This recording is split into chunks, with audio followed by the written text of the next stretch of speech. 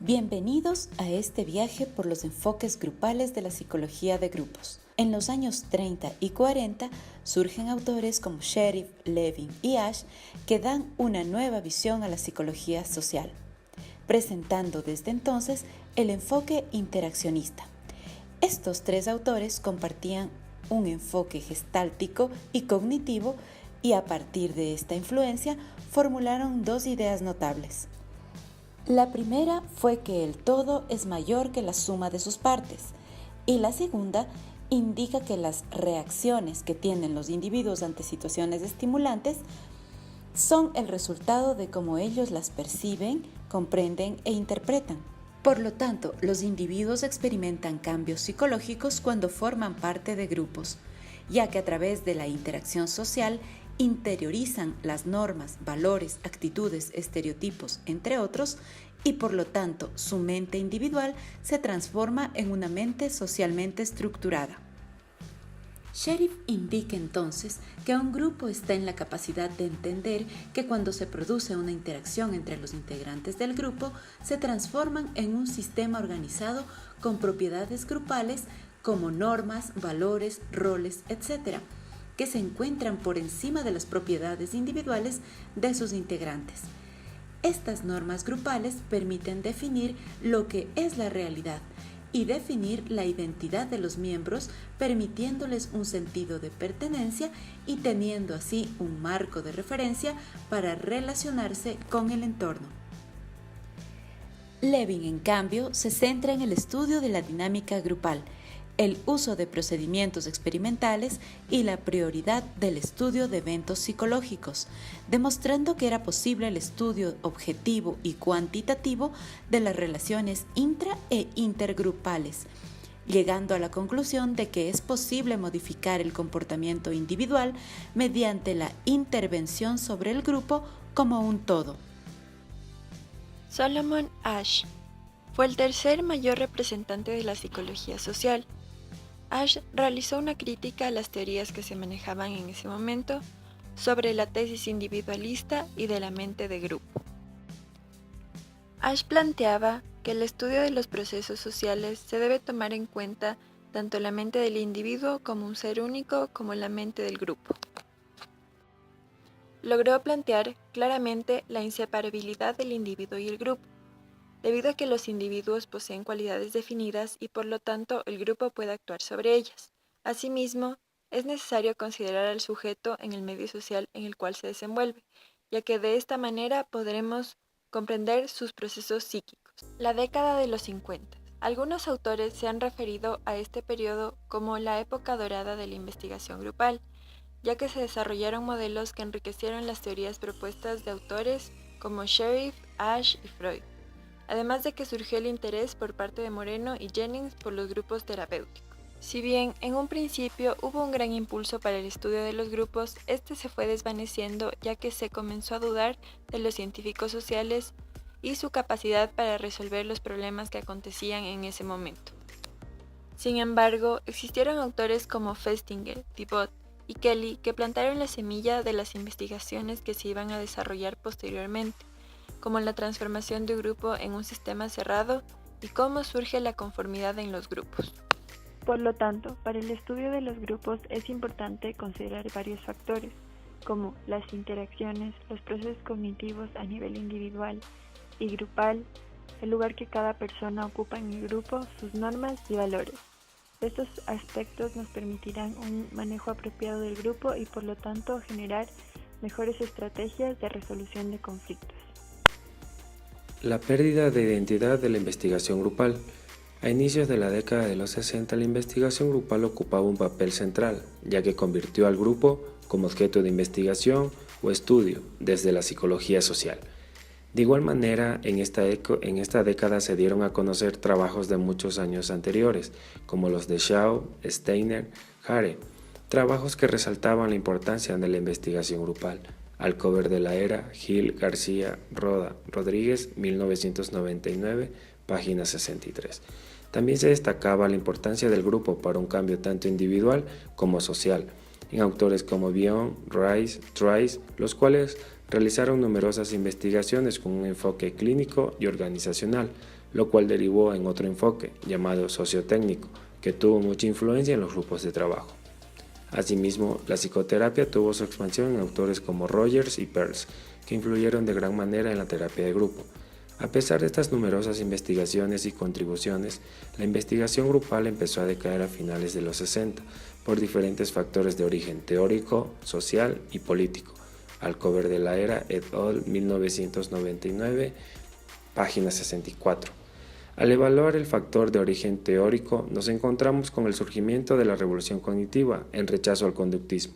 Los conceptos de interacción grupal y análisis de las relaciones grupales propuestos por Sheriff, Lewin y Ash eran totalmente abandonados en la década de los 60.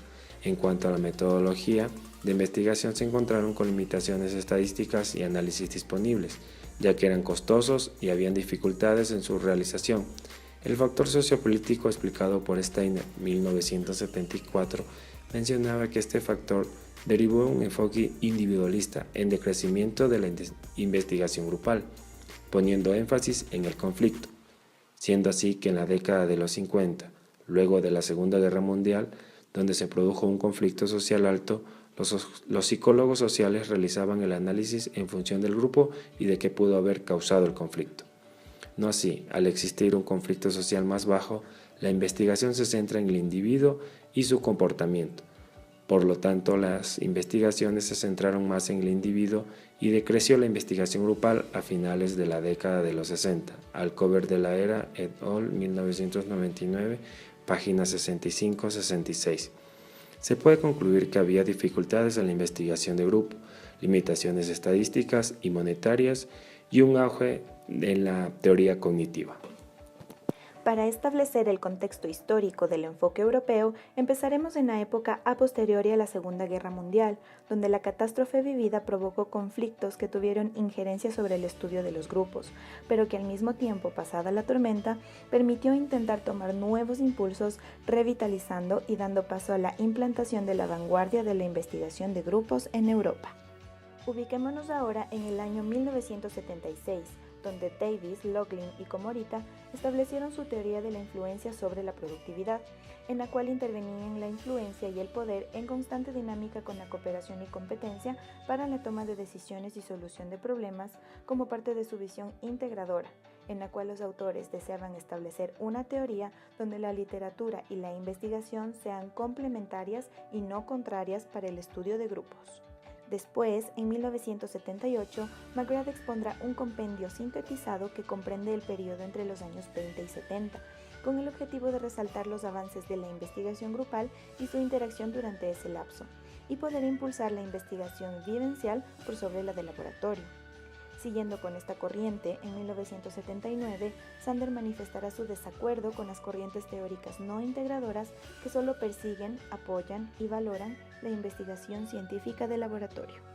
Ya en los años 80 se evidencia una nueva inhibición en el estudio de los grupos debido a la supremacía del pensamiento individualista y la hegemonía de los enfoques tradicionales de visión estandarizada y cultura arraigada en los ámbitos referentes a la psicología social. Con el transcurso del tiempo resurge el interés por el estudio de grupos, pero sin que tome tanta relevancia sobre otras teorías.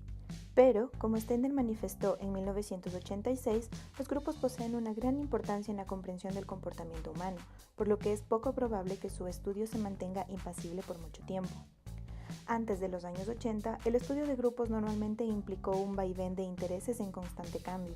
Sin embargo, y desde entonces, los estudios realizados han aportado a implementar un mejor abordaje, diagnóstico e intervención en los distintos ejes de acción de los grupos, que cuenta con una visión vasta y más integradora de las teorías existentes, potencializando el estudio de grupos, su utilidad y difusión. Después de recorrer este viaje en épocas pasadas, daremos una breve explicación de cómo es el estudio grupal hoy en día.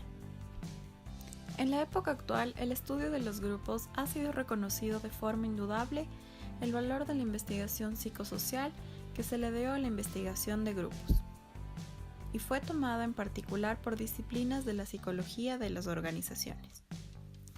Después de los cambios que existieron dentro de la investigación, es fundamental mencionar que para esta disciplina el creciente interés por el trabajo en los grupos los llevó a definir al grupo como equipos de trabajo, fuerzas de tarea y hasta llegar a etiquetas como trabajo colaborativo. Después de varias resistencias que existieron en épocas pasadas acerca del estudio de los grupos, la desconfianza que existió debido fundamentalmente de teorías tayloristas centradas en el control del individuo llevó a que los grupos eran vistos como focos de amenaza dentro de la sociedad en épocas pasadas, mientras que los estudios en la actualidad han avanzado en varios modelos teóricos y también en estudios empíricos, donde los grupos y su dinámica son tomadas muy en cuenta dentro de la participación social. Dentro de las principales características del estudio de los grupos en la actualidad mencionaremos las siguientes. Consideración de la eficacia como la variable dependiente clave. Importancia de las variables procedentes del contexto en el que se encuentran ubicados los grupos.